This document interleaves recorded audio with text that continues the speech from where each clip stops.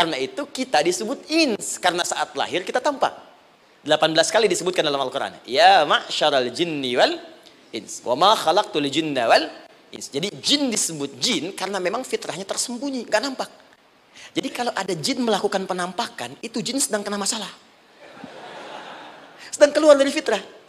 Sama dengan manusia, harusnya tampak. Jadi kalau ada manusia yang senang sembunyi-sembunyi, dia sama dengan, bukan saya yang bilang, sedang punya masalah. Ke kantor, sembunyi-sembunyi, hati-hati Pak Alfian tuh. Biasa ada pintu depan, masuk pintu belakang. Suami di rumah, buka WA, sembunyi-sembunyi. Bu, hati-hati tuh. Pulang lewat pintu belakang, berarti sedang punya persoalan dalam hidup. Setiap ada jim dengan nun, pasti tersembunyi. Ibu punya janin, rahim, dalam rahim ada janin. Kenapa disebut dengan janin? Jim, nun, ya, nun. Karena sosok itu belum nampak dalam pandangan kita. Nanti kalau sudah lahir, baru tampak. Jannah, kenapa disebut jannah? Karena belum tampak dalam pandangan kita, nanti kelihatan. Karena itu dalam Al-Quran, kata jannah itu tidak dikhususkan dengan surga.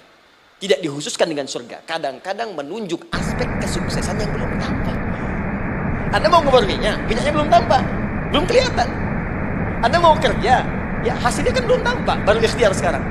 Karena itu orang Arab disebut kaya kalau mereka mendapatkan kebun yang tak tampak sebelumnya. Kebun anggur, bukan kurma, kalau kurma banyak. Kebun anggur, ada apel, ada jeruk, sampingnya ada sungai-sungai, disebut dengan jannah. Ya, kalau punya unta, nggak kaya di Arab, biasa. Karena yang kelihatan padang pasir, unta, hitam, merah, biasa. Tapi kalau sudah punya kebun anggur yang sulit di padang pasir ada kebun, itu baru disebut kaya. Karena itu orang Arab kadang mengartikan jannah dengan aspek kesuksesan yang belum tampak. Diartikan dengan kebun anggur, kebun apel, dan macam-macam. Perhatikan, am hasibtum an tadkhulul jannah. Apa Anda duga ingin sukses itu begitu mudah? Sukses jadi tidak. Walamma ya'lamillahu alladhina jahadu minkum wa ya'lamus sabirin. Perhatikan baik-baik. Sebelum Allah memastikan pada diri Anda terdapat dua hal yang paling utama untuk mengatasi tantangan tadi. Satu, jahadu, kesungguhan, serius. Jadi kalau mau sukses, bisa serius. Kerja serius, cintai pekerjaan Anda. Ya, belajar anak-anak serius, pastikan belajar dengan serius. Jangan cuma anak-anak duduk paling belakang, nggak pernah nanya, kadang ngantuk pulang. Ujian, besoknya mau ujian baru belajar. Ya, sistem SKS, sistem kebut. Ya kadang-kadang sejam Bu, Bang. Ya, saya pernah ada orang di luar ngadu waktu di Libya, Ustaz, di mana ini orang Indonesia? Kenapa? Saya belajar 3 bulan. Besok mau ujian. Teman antum orang Indonesia pinjam catatan saya baru semalam. Dia dapat 8, saya 7,5. Anda belum tahu sistem SKS itu. Baik. Ya. Tapi itu bukan solusi. Begitu ujian selesai, ilmu lupa. Itu poinnya. Jadi kalau hanya sekedar ilmu dipakai untuk ujian, pada prakteknya nggak akan terpakai. Ini banyak anak sekolah sekarang hanya belajar untuk ujian saja. Padahal kalau dipraktekkan, kadang kaitan dengan agama tinggi, Bu. Pak, fisika itu dengan agama itu tinggi. Gaya F1 sama dengan F2, gaya gerak sama dengan gaya dorong. Gaya sedikit, maka keluarnya sedikit. Pukul kencang, bunyinya kencang. Imannya kalau kuat, amalan jadi banyak. Iman sedikit, amal pun sedikit. F berbanding lurus dengan P, hukum Pascal. Gaya berbanding lurus dengan tekanan. Masuk bab akhlak. Makin banyak gaya, makin banyak tertekan. Itulah.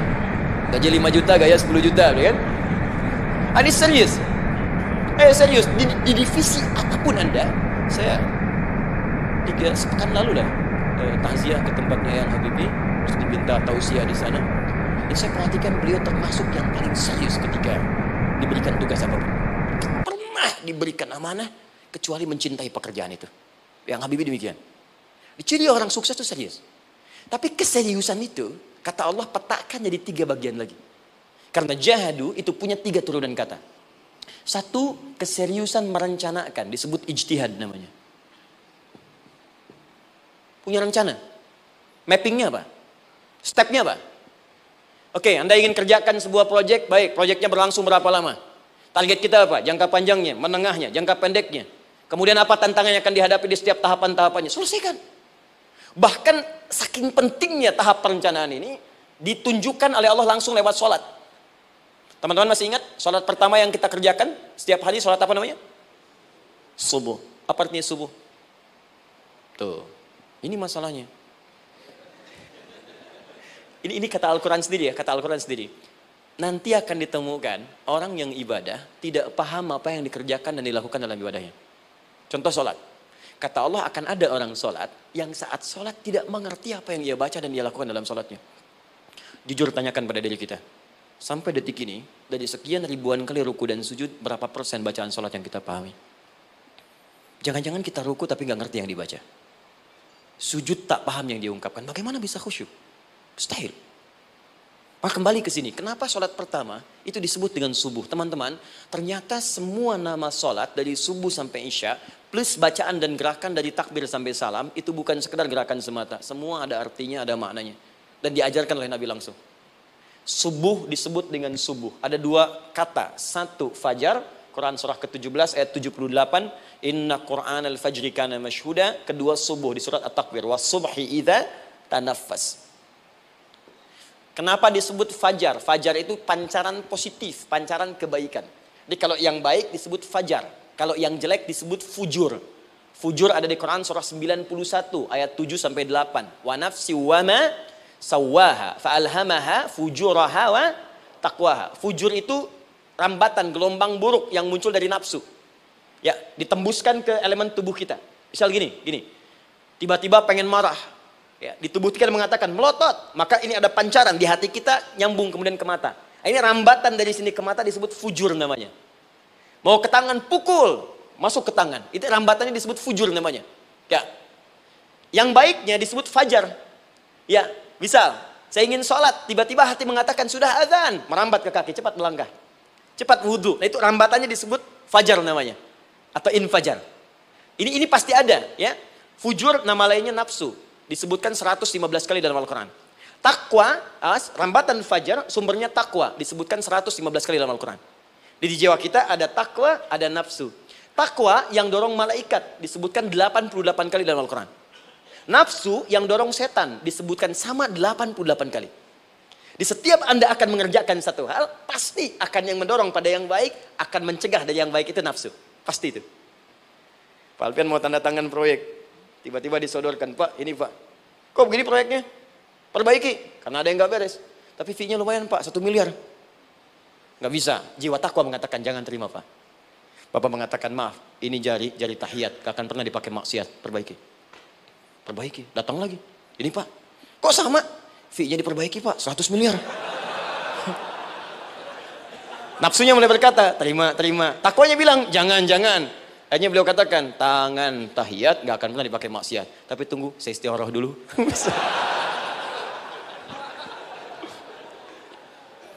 Nah, waktunya, ini salatnya disebut fajar. Kenapa disebut fajar? Karena saat kita tidur, terus dengar suara azan, Allahu Akbar, maka memancar dari iman kita, rambatan untuk merespon suara itu. Bangun kita untuk menunaikan salat.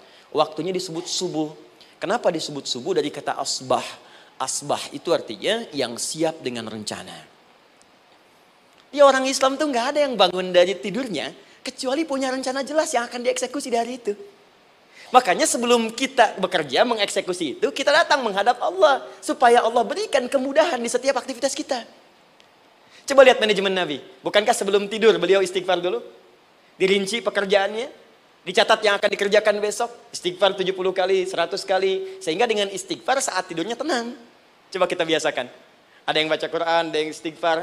Kalau nggak percaya silahkan cek. Begitu Anda lakukan, tidurnya enak.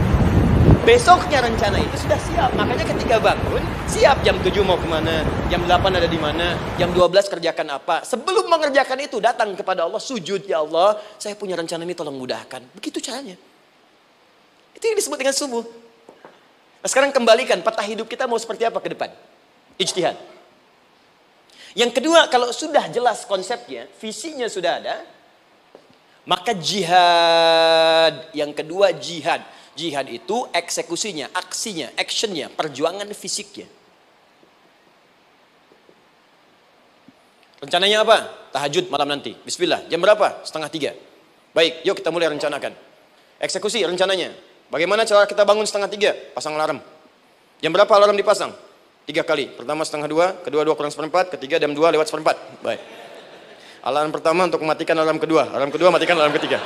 Ketiga siap-siap. Baik. Siap bangun. Jihad. Awas, ini penting ya, jihad itu jangan dipersempit maknanya kepada situasi peperangan saja, tidak. Banyak jihad itu luas sekali medannya. Karena jihad itu perjuangan fisik. Dan maaf ya, maaf sekali, dalam konteks perang pun bukan menyerang orang. Tapi membela diri saat diserang. Di Islam itu bukan agama ekspansi. Cek di sejarah, nggak ada Islam menyerang. Yang ada itu membela diri saat diserang. Atau saat orang lain dizalimi dan kita diminta untuk terlibat, kita membantu. Ini bukan dalam konteks sekarang yang banyak dibincangkan.